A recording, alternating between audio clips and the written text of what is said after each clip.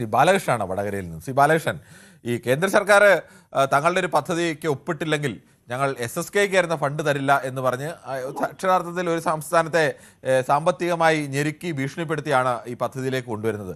അത് ഒരു ശരിയായ രീതിയാണോ? സാർ നമസ്കാരം. നമസ്കാരം. ഭീഷണിപ്പെടുത്തി ഒരു ഫണ്ട് കൊടുക്കാതിരിക്കുന്നത് തെറ്റാണ് സാർ. കേൾക്കാമോ? കേൾക്കാം. ഭീഷണിപ്പെടുത്തി അവരെ പരിധിയിൽ വരുത്താൻ വേണ്ടി ഒരു ഫണ്ട് തടഞ്ഞു വെക്കുന്നത്, അങ്ങനെ തടഞ്ഞു വെക്കുന്നുണ്ട്, അങ്ങേയറ്റം തെറ്റാണ്. പക്ഷെ സാർ ഇത് മനസ്സിലാക്കേണ്ടത്, ഇതേവരെ ചക്കളത്തി പോരാട്ടം നടത്തുന്നതല്ല വേണ്ടത്.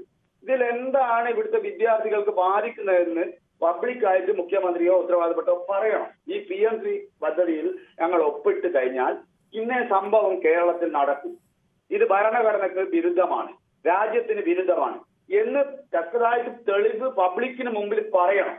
അല്ലാതെ ഇവര് ചക്രത്തി പോരാട്ടം നടത്തി 5 വർഷം കഴിഞ്ഞാൽ, മേബി 5 വർഷം കഴിഞ്ഞാൽ 2 വർഷം ഭരിക്കേണ്ടതാണ്. അപ്പൊ ഇവർ 2 കൂട്ടരും ഭരിച്ചിട്ട് ഈ വിദ്യാർത്ഥികളെ കുഴപ്പത്തിലാക്കരുത്. എനിക്ക് പറയാനുള്ളത് അതാ. മറ്റുള്ള എന്റെ ചെറിയ അറിവ് വെച്ചിട്ട് മറ്റുള്ള പല സ്റ്റേറ്റുകളിലും ഇവിടെ നടപ്പാക്കിയിട്ടുണ്ട്. അപ്പൊ അതുകൊണ്ട് ഇവർ ഈ ഫണ്ട് തരില്ല എന്ന് പറഞ്ഞാൽ ഇവർ ഈ പദ്ധതി നടപ്പാക്കണ്ടെന്ന്.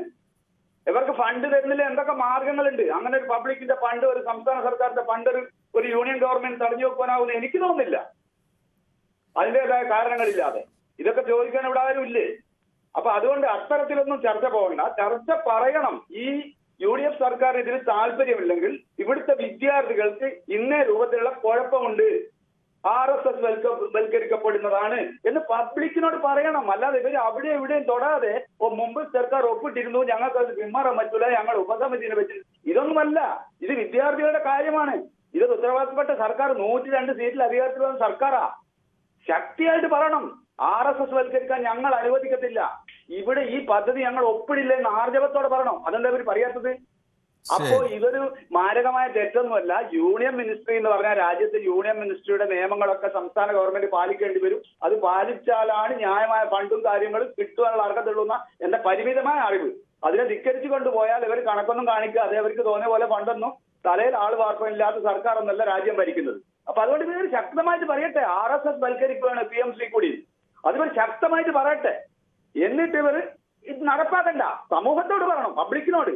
BJPയോടല്ല പറയേണ്ടത്, കേന്ദ്ര സർക്കാർ. ശ്രീ ബാലകൃഷ്ണൻ, നമുക്ക് വേഗത്തിൽ ചില കമന്റുകൾ കൂടി വായിക്കേണ്ടതുണ്ട്. AK കൃഷ്ണൻകുട്ടി പറയുന്നു, നുണേശൻ കേരളത്തെ വഞ്ചിച്ചുകൊണ്ടിരിക്കുന്നതൊക്കെ. ശ്രീ AK കൃഷ്ണൻകുട്ടി, താങ്കൾ ഒരു മുതിർന്ന വ്യക്തിയാണ്, താങ്കളൊരു രാഷ്ട്രീയ പ്രവർത്തകനുമാണ്. താങ്കളൊക്കെ ഈ ഒരു മുഖ്യമന്ത്രിയെ നുണേശൻ എന്നൊക്കെ വിളിക്കുന്നത് അതൊരു ഗൗരവമായ രാഷ്ട്രീയ വിമർശനമല്ല. അത് താങ്കളുടെ വിമർശനത്തെ കൂടി ഇല്ലാതെയാക്കുന്ന തരത്തിലേക്കുള്ള തരം താഴ്ന്ന ഒരു വിമർശനമാണ്. VD സതീശൻ എന്ന നേതാവിനെ ഇങ്ങനെയൊക്കെ കുറേ വിളിച്ചാണ് ഈ പാർട്ടിയെ, താങ്കളുടെ പാർട്ടിയെ ഈ തരത്തിൽ തോൽപ്പിക്കുന്ന ശക്തിയിലേക്ക് ഒക്കെ കൊണ്ടുപോയതിന് ആദ്യം നന്ദി പറയേണ്ടത്. ഇങ്ങനെ അദ്ദേഹത്തെ വ്യക്തിപരമായി ഇത്തരത്തിൽ ആക്രമണങ്ങൾ നടത്തി ഒരാൾ പറയുന്ന രാഷ്ട്രീയ ആശയമുണ്ടെങ്കിൽ, അതിൽ തെറ്റുണ്ടെങ്കിൽ, നുണ പറയുന്നെങ്കിൽ നുണ പറയുന്നെന്ന് പറയണം. അനുവാരമായിട്ട് നുണേശൻ എന്നൊക്കെ വിളിക്കുന്നത് ശരിയായ രീതിയല്ല. അത് ഒരു പൊളിറ്റിക്കൽ വിമർശനമല്ലാതെ അതൊരുമാതിരി നമ്മൾ മറ്റ് ചില സ്ഥലങ്ങളിലൊക്കെ പറയുന്നതെന്നൊക്കെ പറയുന്ന പോലെ, അങ്ങനെ പറയുന്നത് പോലും ശരിയല്ല. എന്നാലും കിട്ടേണ്ട പണം വാങ്ങിച്ചെടുക്കുക, അജണ്ട നടപ്പാക്കാതിരിക്കുക എന്നാണ് അമ്പാടി പറയുന്നത്. ശശിധരൻ പിള്ള പറയുന്നു, CPM ആണ് വഞ്ചന കാട്ടിയതെന്ന് CPIക്കാർ പറഞ്ഞ ഓർമ്മയുണ്ടോ മിസ്റ്റർ മണിമല എന്ന് ചോദിക്കുന്നു. നമസ്കാരമൊക്കെ കുറേ മുരളീധരൻ നായരും ഒക്കെ പറയുന്നു. ശശിധരൻ പിള്ള പറയുന്നു അവരൊക്കെ നമസ്കാരമാണ്. നല്ല കാര്യങ്ങൾ ചെയ്യുന്നു, അതിനെയെല്ലാം എതിർക്കാൻ കുറേ എന്ന് അമ്പാടി പറയുന്നു. ഇഷ്ടവിഷയമായതിനാൽ കൃഷ്ണൻകുട്ടി നേരത്തെ എത്തിയിട്ടുണ്ട് എന്ന് ശശിധരൻ പിള്ള പറയുന്നു. ജയകുമാർ പറയുന്നു, ഒപ്പിടാൻ മഹിയെ കൊണ്ടുപോയില്ല, പിണറായിയും ശിവൻകുട്ടിയും കൂടി പാർട്ടി അറിയാതെയാണ് ഒപ്പിട്ടത് എന്ന് പറയുന്നു. മറ്റേതൊക്കെ ചില ആളുകളെക്കുറിച്ചുള്ള കമൻറ്റുകളൊക്കെയാണ്. മുസ്ലിം ലീഗ് അല്ലേ വിദ്യാഭ്യാസം ഇപ്പോൾ കൈകാര്യം ചെയ്യുന്നത്, വിദ്യാഭ്യാസ മന്ത്രി സെക്കുലറിസം വിട്ടോ എന്ന് ഗ്ലാഡിയേറ്റർ ചോദിക്കുന്നു. ആ ചോദ്യത്തിലൊരു വിഷയമുണ്ട്. മുസ്ലിം ലീഗിൻ്റെ നിലപാട് ഇതിനെതിരായിരുന്നു. കോൺഗ്രസിന് വേണമെങ്കിൽ പറയാം ഞങ്ങൾ ഒപ്പിട്ട രീതിയൊക്കെയാണ് തീർത്തത്, പക്ഷേ ലീഗ് അങ്ങനെയല്ല. ലീഗ് പരസ്യമായി തന്നെ ഇതിനെ എതിരായ നിലപാട് സ്വീകരിച്ചാണ്. ഇപ്പോൾ ലീഗിൻ്റെ മന്ത്രി തന്നെയാണ് ഭരിക്കുന്നത്. ഫാദർ സാമുവൽ പറഞ്ഞത് തികച്ചും യാഥാർത്ഥ്യമാണ് എന്നത് മറ്റൊരു പ്രേക്ഷകൻ ചൂണ്ടിക്കാണിക്കുന്നു. പ്രേക്ഷകൻ്റെ പേര് ഇപ്പോൾ എനിക്ക് തോന്നുന്നു യൂട്യൂബിൽ പരസ്യങ്ങൾ കൂടുതലായി വരുന്നതുകൊണ്ട് നമ്മൾ വായിച്ചുകൊണ്ടിരിക്കുന്നതിനിടയിൽ തന്നെ പരസ്യങ്ങൾ ചാടി വന്നുകൊണ്ടിരിക്കുകയാണ്. എന്തായാലും അദ്ദേഹത്തെ അഭിനന്ദിച്ചുകൊണ്ട് ഒരു കമൻറ്റ് വന്നിട്ടുണ്ട്. എന്തായാലും കോടികൾ കിട്ടുമായതുകൊണ്ട് കഴിഞ്ഞ സർക്കാർ PMC ഒപ്പിട്ടപ്പോൾ നിരന്തരം വിമർശിക്കുകയും ഞങ്ങൾ അധികാരത്തിൽ വന്നാൽ PMC യാതൊരു കാരണവശാൽ നടപ്പാക്കാലെന്ന് മുസ്ലിം ലീഗ് മൈക്കെട്ടി പ്രസംഗിച്ച അവരുടെ നിലപാടെന്താണെന്ന് VC തോമസ് ചോദിക്കുന്നു. വിദ്യാഭ്യാസത്തിൻ്റെ ഉയർച്ചയ്ക്ക് വെള്ളം ചേർക്കാൻ പാടില്ലെന്ന് ജയകുമാർ പറയുന്നു. ഗൗതം പറയുന്നു മാധ്യമങ്ങളെ തന്നെ ഭീഷണിപ്പെടുത്താനല്ലേ ഇന്നത്തെ പത്രസമ്മേളനം ശ്രമിച്ചത് ബഹുമാനപ്പെട്ട മുഖ്യമന്ത്രി. അങ്ങനെ മാധ്യമങ്ങളെ ഒന്നും മുഖ്യമന്ത്രി ഭീഷണിപ്പെടുത്തിയിട്ടൊന്നുമില്ല ഗൗതം. അദ്ദേഹത്തിൻ്റെ ചില കാര്യങ്ങൾ പറഞ്ഞു, മാധ്യമങ്ങൾക്ക് ചോദിക്കാനുള്ള കാര്യങ്ങൾ മാധ്യമങ്ങൾ ചോദിക്കുകയും ചെയ്യും. അങ്ങനെ രാഷ്ട്രീയക്കാരൊക്കെ അവർക്ക് രക്ഷപ്പെടാൻ വേണ്ടി പലതരത്തിലുള്ള ശ്രമങ്ങൾ നടത്തും. അതിനെ ഭീഷണിയായിട്ടൊന്നും കരുതേണ്ടതില്ല. അങ്ങനെ രക്ഷപ്പെടാനുള്ള ശ്രമം തന്നെയാണ് അദ്ദേഹം നടത്തിയത്, അതിലും സംശയമൊന്നുമില്ല. അത് ഓരോ നേതാക്കളും അങ്ങനെയൊക്കെ പല ശ്രമങ്ങൾ നടത്താറുണ്ട്. അവർക്ക് ഉത്തരം മുട്ടുമ്പോൾ അവർ ഒരേ മാധ്യമങ്ങൾ ചോദിക്കുന്നു, അല്ലെങ്കിൽ ഒരേ ആളുകൾ ചോദിക്കുന്നു. അവർക്ക് ഇഷ്ടമുള്ള ചോദ്യങ്ങൾ വരുന്ന ഭാഗത്തേക്ക് നോക്കി മറുപടി പറയുക. ഇതൊക്കെ പലരും ചെയ്യുന്ന കാര്യങ്ങളാണ്. അത് ശരിയാണെന്നല്ല ഞാൻ പറയുന്നത്. അങ്ങനെയൊക്കെ ചെയ്യുന്നവരാണ് രാഷ്ട്രീയക്കാർ. എന്തായാലും അത് മറ്റ് ചില കമൻറ്റുകൾ കൂടിയുണ്ട്. പൈസ ഉള്ള ദൈവത്തെ ഒരു മതക്കാരും തള്ളി പറയില്ല എന്ന് പറയുന്നു.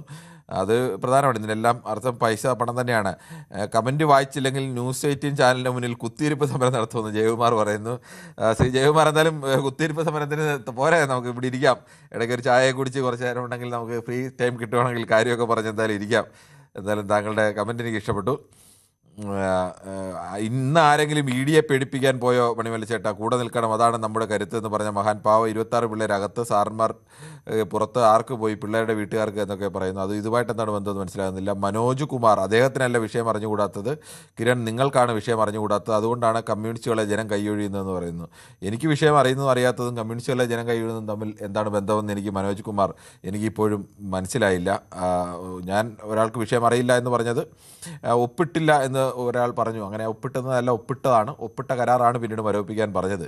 അത് എനിക്കിനി അറിഞ്ഞുകൂടാ എന്ന് താങ്കൾ പറയുന്നതിലും എനിക്ക് വിരോധമൊന്നുമില്ല. പക്ഷേ എനിക്ക് എൻ്റെ അറിവുകേടും എങ്ങനെയാണ് ഈ കമ്മ്യൂണിസ്റ്റ് പാർട്ടിയെ ബാധിക്കുന്നതെന്ന് എനിക്ക് ബോധ്യപ്പെടുന്നില്ല. പാവം ശിവൻകുട്ടി, PMCയിൽ തട്ടി ന്യൂനപക്ഷ വോട്ടും പോയി ഭൂരിപക്ഷ വോട്ടും പോയി, പുട്ടും വാങ്ങി താക്കോല് ഒടിഞ്ഞു എന്ന് പറയുന്നു. പുട്ടും പിണങ്ങി താക്കോല് ഒടിഞ്ഞു എന്ന് പറയുന്നു. അത് ശക്തിമാനാണ് അങ്ങനെ പറയുന്നത്. നന്ദകുമാർ P പറയുന്നു CBSE സിലബസ് കേന്ദ്ര സിലബസാണ്. രാഷ്ട്രീയ നേതാക്കളുടെ മക്കൾ ഭൂരിഭാഗം അവരുടെ കുട്ടികളെ CBSEയിൽ പഠിപ്പിക്കുന്നു. സർക്കാർ സ്കൂളിൽ പഠിപ്പിക്കുന്ന കുട്ടികളെ ഈ ആനുകൂല്യത്തിൽ നിന്ന് ഒഴിവാക്കുന്നു എന്ന് പറയുന്നു.